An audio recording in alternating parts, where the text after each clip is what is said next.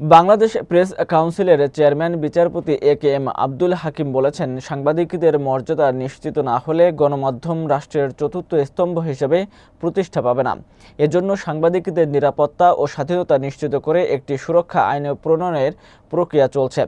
বিস্তারিত থাকছে এস.এম. আবু জাফরের তথ্যচিত্রে। 19 মে সোমবার সকাল 10টায় পিরোজপুর সার্কিট হাউস কনফারেন্স রুমে গণমাধ্যমে অপসাংবাদিকতা প্রতিরোধ ও বস্তুনিষ্ঠ পরিবেশন শীর্ষক কর্মশালায় পিরোজপুর জেলা প্রশাসক মোহাম্মদ আশরাফুল আলম খানের সভাপতিত্বে তিনি একথা বলেন। তিনি আরও বলেন, সাংবাদিকতাকে অবশ্যই দলীয় রাজনীতির ঊর্ধ্বে রাখতে হবে এবং নিরপেক্ষতা বজায় রাখতে হবে। ভুল হলে তা সংশোধন ও দুঃখ প্রকাশের সংস্কৃতি গড়ে তুলতে হবে। মিডিয়া ট্রায়াল বন্ধ করা, আদালতের প্রতি শ্রদ্ধাশীল থাকা ও তথ্যের বস্তুনিষ্ঠতা নিশ্চিত করাও জরুরি। তিনি আরও জানান, সাংবাদিকতায় যোগদানের আগে পরীক্ষা নিয়ে সনদ প্রদানের বিষয়টি বিবেচনা নিয়ে একটি আইনের খসড়া তৈরি হচ্ছে। সেই আইনে প্রেস কাউন্সিলকে জবাবদিহির ক্ষমতা দেওয়া হবে। বিশেষ অতিথি হিসেবে উপস্থিত ছিলেন Pirojpur police super Khan Mohammad Abu Naser, press কাউন্সিলের সচিব আব্দুস সবুর, পিরোজপুর জেলা তথ্য অফিসার উপপরিচালক পরীক্ষিত চৌধুরী ও পিরোজপুর জেলার 39 জন প্রিন্ট ও ইলেকট্রনিক মিডিয়ার সাংবাদিক অংশগ্রহণ করেন।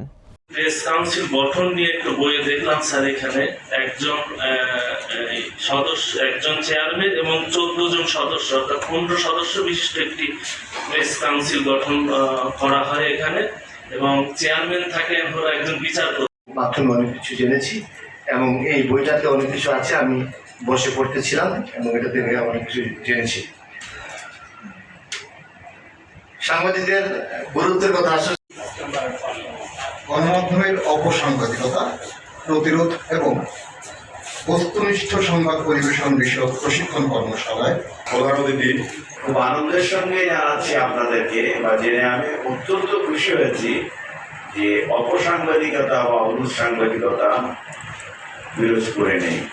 আমি আবারও আপনাদেরকে অসংখ্য ধন্যবাদ জানাচ্ছি।